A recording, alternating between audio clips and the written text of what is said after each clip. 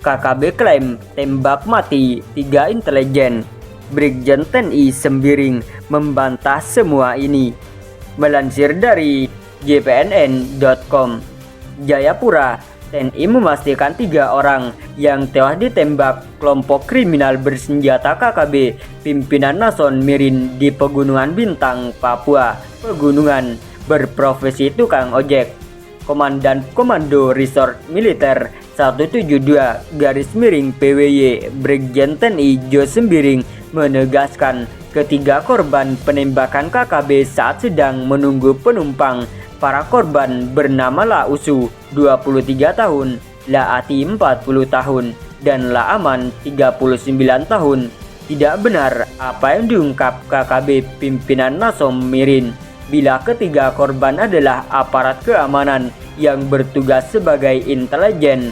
KKB berupaya memutarbalikkan fakta dengan menyatakan mereka adalah aparat keamanan yang bertugas sebagai petugas intelijen, tegas Brigjen Sembiring di Jayapura, Senin. Dari laporan diterima saat insiden penembakan yang terjadi Senin 5 Desember 2022, korban bersama 6 orang rekan seprofesinya sedang menunggu penumpang di Kampung Mangabib, Distrik Oksebang. Saat berada di pangkalan ojek, tiba-tiba KKB yang dipimpin Nason Mimin datang dan melakukan penyerangan dengan menembaki mereka sehingga 3 orang meninggal dan 3 orang lainnya berhasil diselamatkan warga setelah melarikan diri, ujar Sembiring. Dengan adanya fakta tersebut, lanjut Danrem berarti mementahkan klaim yang dilakukan KSB karena keberadaan korban semata-mata untuk mencari nafkah buat keluarganya. Mengenai senjata pistol yang disebut di bak korban, Danrem dengan tegas menyatakan informasi itu tidak benar karena hal itu hanya cara KSB memutarkan balik fakta sekaligus untuk menutupi kebiadaban dan pembenaran tindakan yang mereka lakukan. Senjata jenis pistol yang dilaporkan KSB merupakan salah satu senjata organik milik TNI AD yang hilang saat heli Mi-17 milik Puspenerbet jatuh pada tahun 2019 di Kabupaten Pegunungan Bintang. Helmi 17 yang jatuh tahun 2019 lalu membawa 11 senjata organik milik kru dan penumpang hilang yang terdiri dari 7 senapan SS1, 3 pistol, dan 1 GLM, kata Brigjen Sembiring.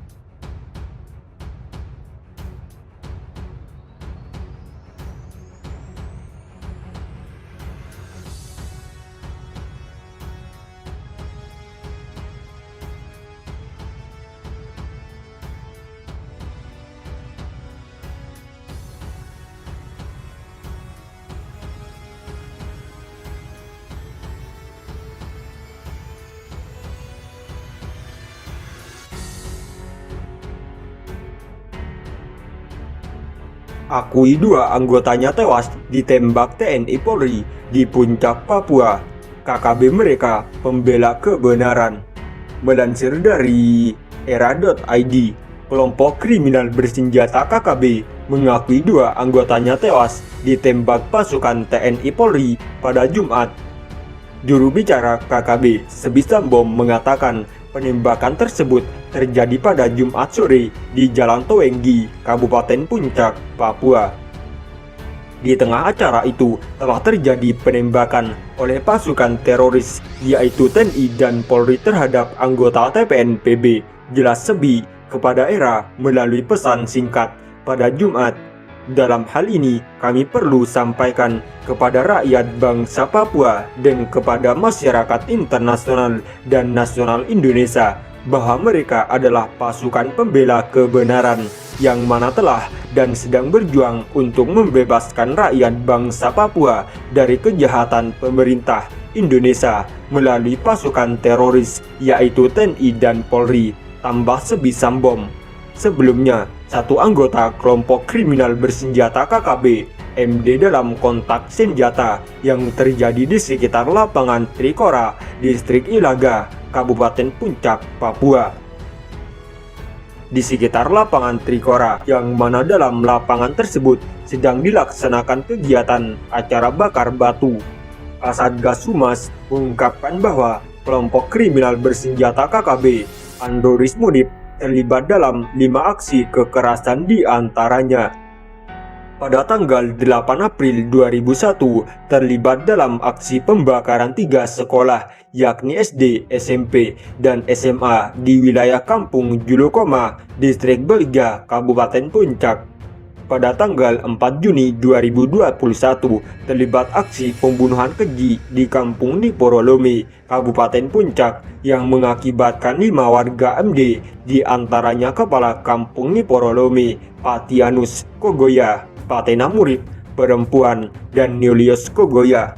Pada tanggal 1 Maret 2022 terlibat dalam pembantaian karyawan dan warga sipil yang berada di Kamp Pelapa Timur Telematika PTT Distrik Boiga, Kabupaten Puncak yang mengakibatkan 8 MD.